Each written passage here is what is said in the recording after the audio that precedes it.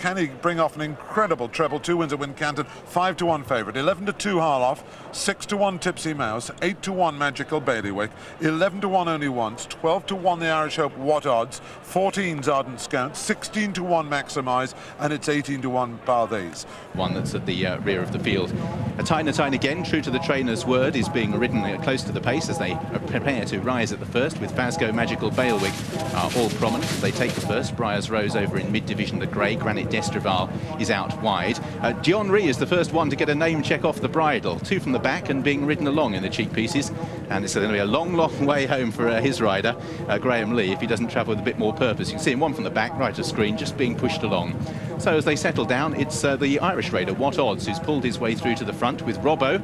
So his proximity suggests they're not going that fast at this stage. Tyneandthyneagain and Briar's Rose, the grey, on the outside as they rise at the next. Tipsy Mouse is in 5th place as the field stream back to Shining Tyne. Fasgo's settled just behind the pace in company with Magical Bailiwick and Only Once, who's going up the inside. By contrast, Ardent Scout is the one that's wider out as they rise at the next, at which Tyneandthyneagain made a mistake. And we also lose back through the field. Lazkadoo is a faller, and I think also the other one that went may have been Tipsy Mouse. Just looking for Tipsy Mouse, I can't see him at this stage. It looks as if it was Trevor Hemming's colours, buried on the landing side, and Tipsy Mouse indeed was the other one who fell there. So What Odds leads the field down towards the fence, and will be the last in the circuit's time. And over it, What Odds leads from in 2nd place, Tyneandthyneagain. Then Fasgo, Robbo's in 4th place in company with Magical Bailiwick. Briar's Rose from Ardent Scout, then towards the inside, Only Once, with then in midfield, Harloff. First call for him, green with the white cheek pieces. Second colours of Trevor Hemmings, for the red cap, Lord Jack's out wider from Maximise, Granite d'Estreval and River Bug. The 4th at the back, a Dark Room in company with Dion Ree, and also towards the back of the field is Shining Tyne, who's always been towards the rear, and Native Trial is the other. Looking back to the prostrate riders, Warren Marston's on his knees. Pleased to say that Lazkadoo's rider is on his feet. Unfortunately, the horse is being attended to at the moment, and it may well be they might have to miss that fence out as well. But still a little way to go before we have to worry too much about that as they swing towards the 2 fences on the sides of the course. And it's What Odds and Tyneandthyneagain who lead them on towards the next. They're a couple of lengths clear from Robbo, who rises in 3rd place, travelling rather better today. Then Fasgo in company with Briar's Rose. Native Trial at the back of the field is already getting a long way back, and at the back of the field we lost River Bug, who unseated the rider there towards the rear of the field. So they're getting pretty well strung out here. A few of the stragglers are a long, long way back. Native Trial, Shining Time and Dion Ree. But meanwhile, up front, the pace is now on, and out in front is What Odds, a length or so clear. Tyneandthyneagain's rider, Henry Oliver, has a look behind him to see where the others are. The answer is they're 5 or 6 lengths in their wake, with Fasgo on the outside of Robbo. Magical Bailiwick from Briar's Rose, 3 lengths to Ardent Scout as they prepare to meet the first down the back, which What Odds led over it. Again, looking the field all over, Carry On Harry's well back through the field, and at the rear of the field, Shining Tyne and Native Trial are well behind. So this is a ditch, and then they'll have a chance to gather their thoughts as they omit the next one. And again, the field all streaming over it. Back through the field, Maximise made a very bad mistake and is also towards the rear. Meanwhile, up front, What Odds leads from Tyneandthyneagain as they approach the next. Then comes Robbo from Fasgo, the grey Briar's Rose. Ardent Scout on the outside of Magical Bailiwick. Harloff travels well enough at this stage. Cheek pieces in 7th on the outside of Only Once. Reminders for Lord Jack.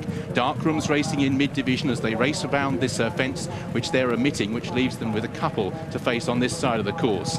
And What Odds, a narrow leader from Tyneandthyneagain. And finally, after a relatively strongly run last half mile, they're pausing for breath and the leaders begin to bunch up. Old Robbo has belied these normal lazy traits to sit prominently in 3rd as the leaders rise at the next from Fasgo. Briar's Rose made a mistake, got in the way of Ardent Scout, and Maximise was the last one to rise, and there's 30 lengths to first to last.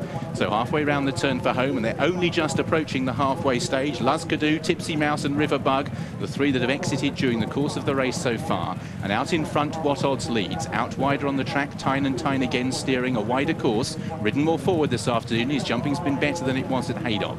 Robbo races in 3rd place. Magical Bailiwick in 4th place has travelled well just behind the pace, so they put in an extra stride there. Fasgo from Briar's Rose, and still at the back of the field, well, one that's completely tailed off, Native Trial, who's a good 35 lengths behind the other runners, and surely his participation won't continue for too much longer. Shining Tyne and Maximise are the other 2 that are detached at the rear of the field. So they've successfully negotiated that fence. Lazkadoo removed from proceedings along with the jockeys, who have both got up okay. So What Odds really really guessed at that. Fasgo made a mistake as well.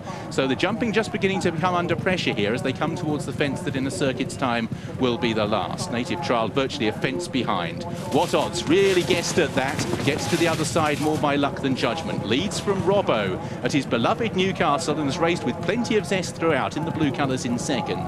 Tyneandthyneagain the cheek pieces. Then a wave of 4 as Lord Jack improves in the red cap the outside with Ardent Scout. Fasgo and Magical Bailwick are both being shunted along. Only Once and Harlov have both had patient races ridden on them. They've been in midfield throughout and they're travelling pretty strongly as Native Trial calls it a day right in front of the stands. Granite d'Estreval is still in touch. Darkroom also is still on the premises. 4 lengths to Carry On Harry. Briar's Rose has lost a lot of ground. Then comes Maximised. John Rees well back. Native Trial about to be pulled up and Shining Time completely tailed off.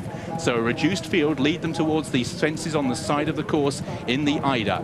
And out in front, What Odds, the white sleeves, Fasgo's pulling up. Fasgo in midfield has pulled up before jumping that, as What Odds, whose jumping has really not been fluent over the last few, leads Tyneandthyneagain and Robbo towards the next. Magical Bailwick is hard at work, but still in touch in fourth as they reach the last fence on the side of the course. He rises 2 lengths clear from Lord Jack. Only Once still works his way into the race, but Harlov, his shadow for so long, is now off the bridle. Ardent Scout races in 6th, and then behind these Granite d'Estreval. A lot of them are a long, long way behind. Dion Rees just been pulled up at the rear of the field. Shining Tide, another one who is out of the race. So much reduced, the stamina test that is the Tote Eider as they race down towards the far side for the final time. Tyneandthyneagain, What Odds, Robbo and Magical Bailwick. They're the first quartet. Granite d'Estreval on the outside, then behind these Lord Jack.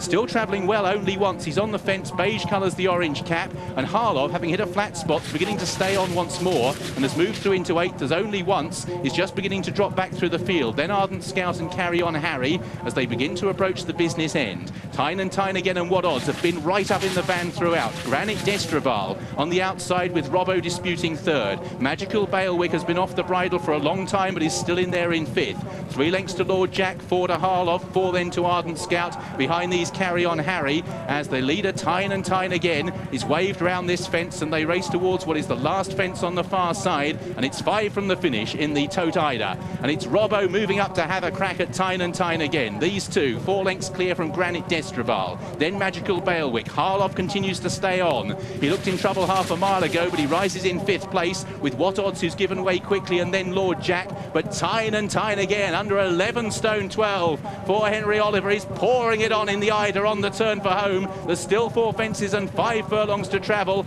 and still 11-12 to hump to glory. But Tyneandthyneagain's making a bold sight of it. 3 lengths clear from Robbo. Magical Bailwick staying on so grimly. Hard to believe he was campaigned for so long at 2 miles. He's all out staying today as Tyneandthyneagain shortens up. Robbo in 2nd, then in 3rd Magical Bailwick. Granite d'Estreval and Harlov from Carry On Harry well back with Lord Jack and What Odds, but down towards the 3rd last. Tyneandthyneagain is in front by about 2 lengths from Robbo as Tyneandthyneagain skies it. Magical Bailwick goes past Robbo and now begins to close on the leader. Tyneandthyneagain for Richard Guest and Henry Oliver. So hard at work for so long. Magical Bailwick and Jamie Moore in 2nd as they take 2 from home. Robbo's back in 3rd with 4 lengths to find, and they remain away from Granite d'Estreval. But Tyneandthyneagain, winner of the Sky Bet Great Yorkshire Chase, could have another big handicap at his mercy. Comes to the last 2 lengths clear from Magical Bailwick and Robbo. Tyneandthyneagain up the run-in is 4 lengths clear.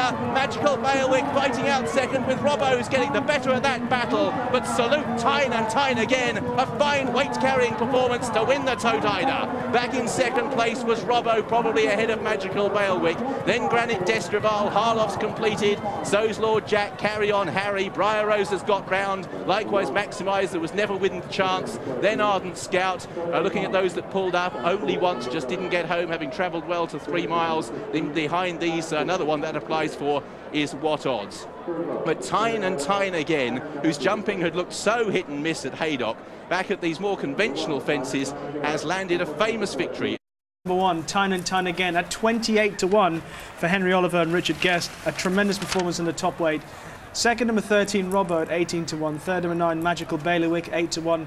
And 4th, number 11, Granite d'Estreval at 33-1. Unplaced favourite number 4, Fasgo, was pulled up at 92. All 20.